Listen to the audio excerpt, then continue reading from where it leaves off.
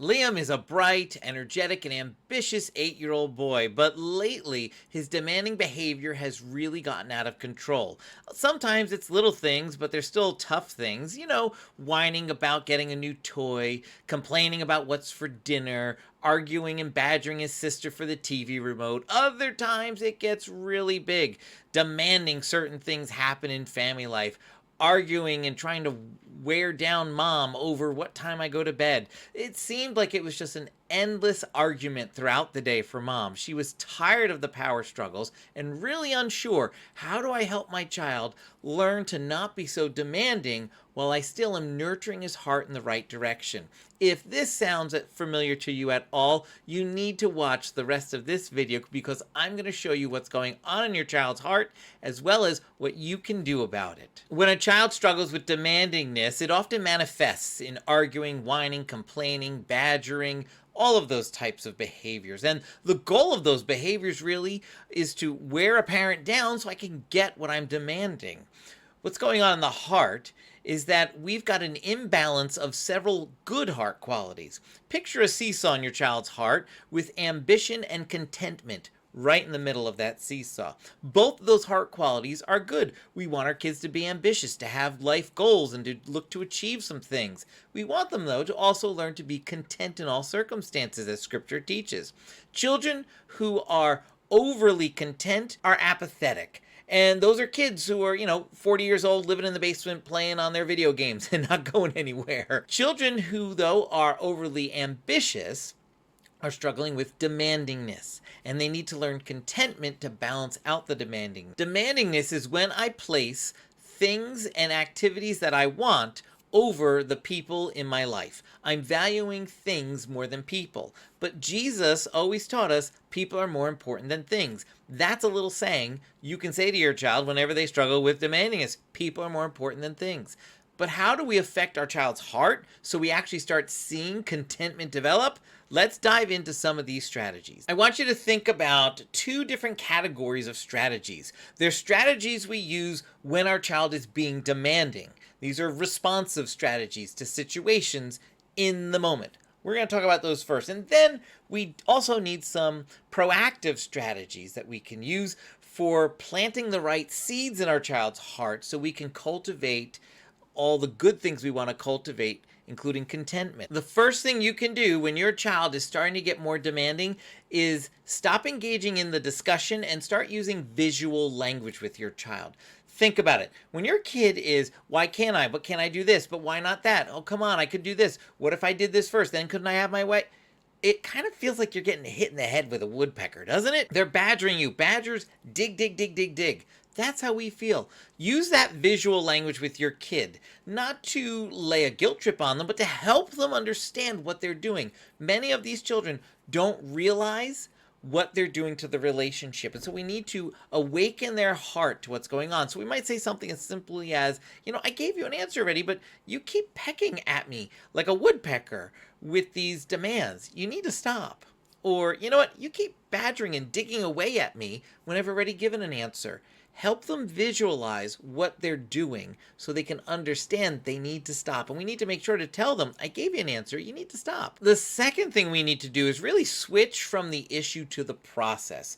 I don't know if you know this, but your child has a team of lawyers on staff working for him or her. We are always worried about monsters under the bed. No, they're the lawyers under the bed, and they work for your child, and they're working 24/7. So when your child comes to you demanding certain things and you say no and they start arguing about why they should get it, you're not just arguing with your child, you're arguing with the lawyers. And those lawyers always win. They're looking for two things. Either one, win the argument so I get what I want, or two, cause a mistrial because you explode with your frustrations at your child's arguing.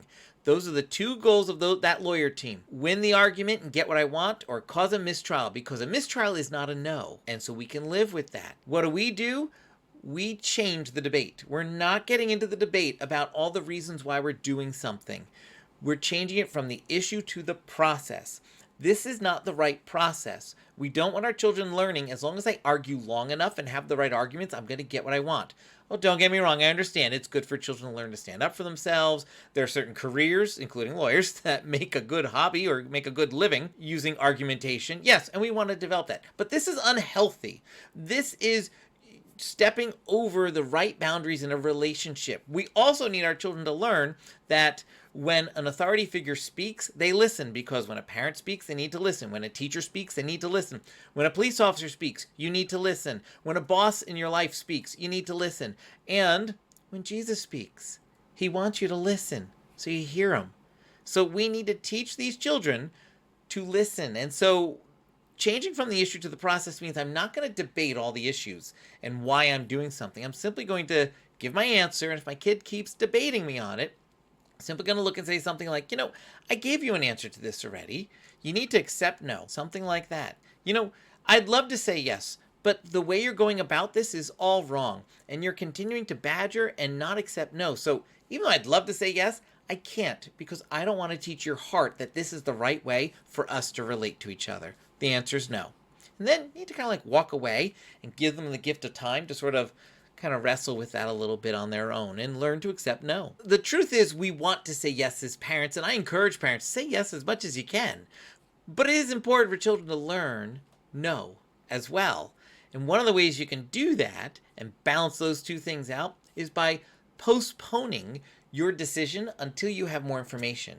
Child comes to you and says, Mom, Dad, can I have so-and-so over tonight?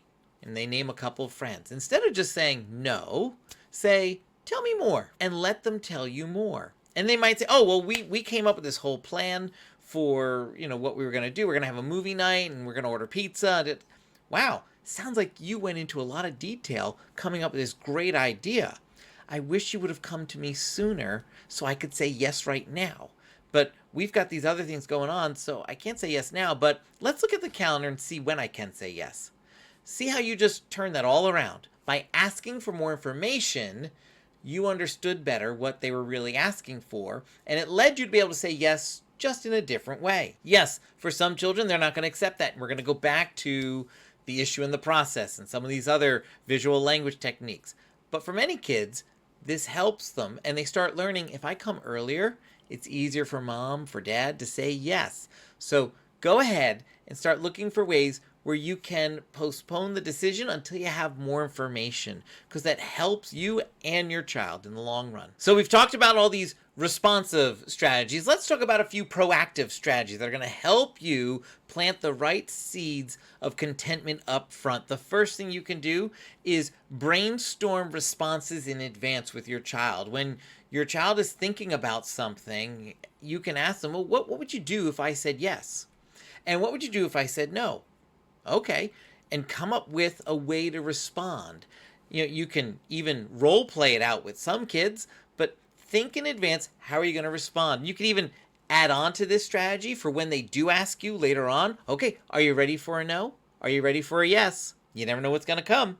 But brainstorming how to respond in the future helps your child, when they get there, manage their emotions. Using visuals like emotion thermometers and other scales like that can really help children develop the emotional vocabulary that they need for when a difficult situation where they're being more demanding occurs. You're able to refer back to that and say something like, wait a second, what type of problem is this? Look at the scale. Is this a 10 problem or a 1 problem? Is this a little problem or a big problem? Language that becomes familiar because you planted that language up front. And if you're looking for visuals that can help you with your children, you want to grab the set I've created in the link down below. There's tons of more in that resource, but you want to grab that because it's got some visuals in there I think you're going to love. We also need to help children develop emotional flexibility. When I am expecting something, I invest a lot of emotion in it, and so that creates more demandingness. Children who struggle with demandingness need to learn the difference between wishes, desires, and demands. When I have a wish, I have a low expectation that that's going to happen, and so I invest less emotion into it happening. Versus when I have a demand, I invest a lot of emotion in there because I have a big expectation. So we need to help children change their demands to wishes. When they say something that's a demanding sounding tone, we say something like, whoa, that sounded demanding. Change that demand to a wish and get them to start recognizing I need to hold my demands a little bit less so I have more desires and more wishes instead. I mentioned Liam at the beginning of this video, and Liam's mom started using some of these very strategies that I'm teaching you right now. And guess what? Things got worse.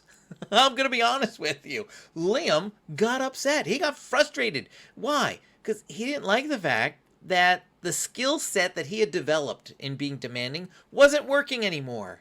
Because mom was retooled up with the right parenting tools. And she wasn't being harsh. She wasn't yelling. She was staying calm and calmly coaching her child in the right direction to develop contentment and not accept the demandingness that Liam was showing. That's exactly what can happen in your family. I would expect when you put some of these practices into place that you will see a little bit of an uptick in behavior in your child. Of course. They don't like that what they're using ain't working anymore, but you stick with it and you're going to see a change of heart develop in your child. To help you with that, you can grab that resource I put down there, and you can also